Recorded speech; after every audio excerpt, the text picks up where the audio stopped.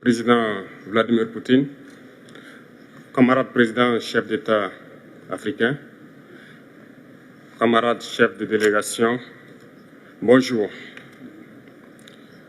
C'est un honneur pour moi ce matin donc de prendre la parole ici et de vous passer donc le salut fraternel du peuple du pays des hommes intègres.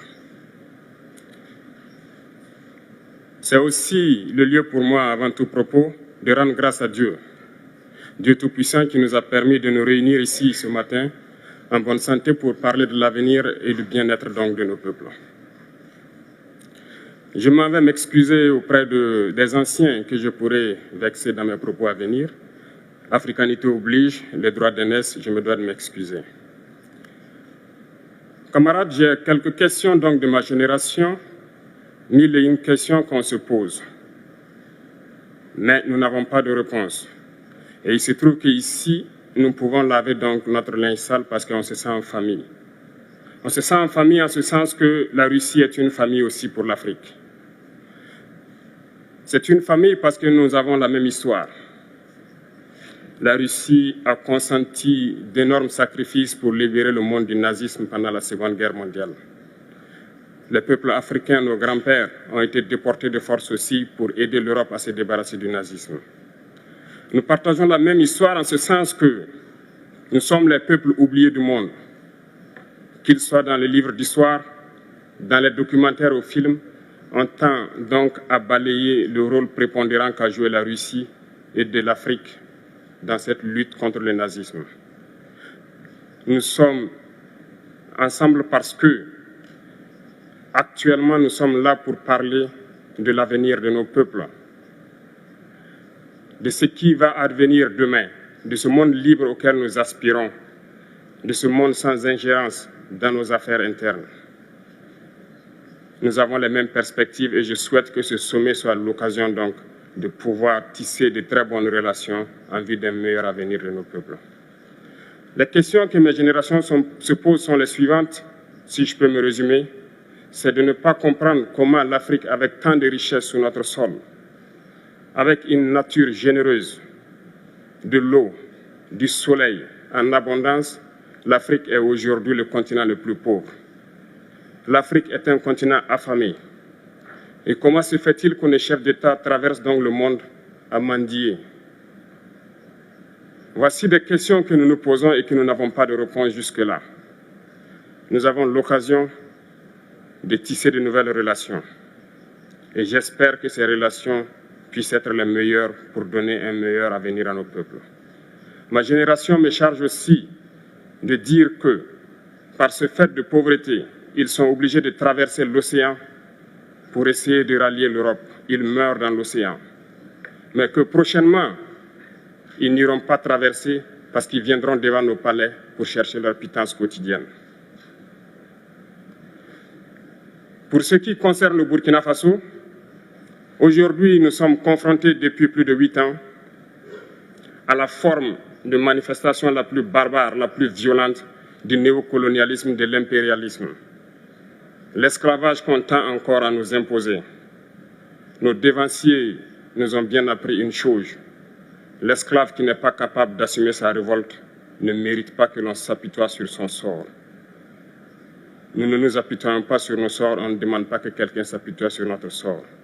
Le peuple burkinabé a décidé de lutter contre le terrorisme en mesure de relancer son développement. Dans cette lutte, des vaillants peuples, des vaillantes populations se sont engagées à prendre les armes face au terrorisme, ceux que nous avons affectueusement appelés les VDP, des volontaires.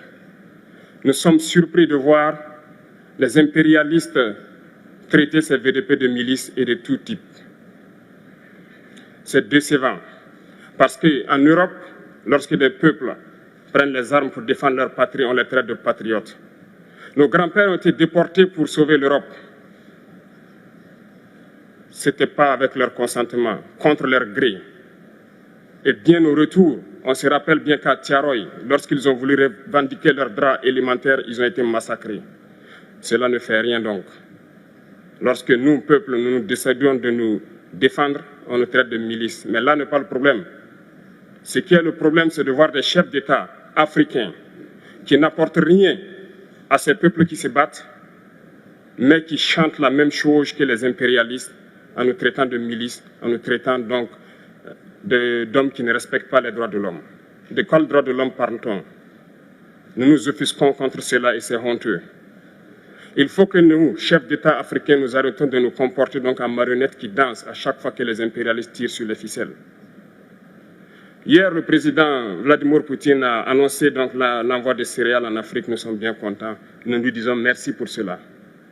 Mais aussi, c'est un message passé à nous, chefs d'État africains, parce qu'au prochain forum, nous ne devrons pas venir ici sans avoir assuré, pour ceux qui ne connaissent pas la guerre, l'autosuffisance alimentaire de nos peuples. Nous devons prendre l'expérience de ceux qui ont pu déjà atteindre cela en Afrique, tisser de bonnes relations ici et tisser de meilleures relations avec la Fédération de Russie pour pouvoir assouvir les besoins de nos populations. Je ne serai pas peut-être long, le temps imparti est très court. Nous sommes obligés de nous arrêter à un moment donné. Mais je voudrais terminer en disant que nous devons donc rendre hommage à nos peuples qui se battent. On aura remarqué que je ne parle pas d'aide, parce que je ne crois pas en l'aide en réalité. Et pour répondre à notre jeune frère, notre cadet, capitaine Traoré, président du Faso, l'Afrique, les chefs d'État ne sont pas venus ici pour mendier. Tout comme nous n'allons pas ailleurs pour tendre la main.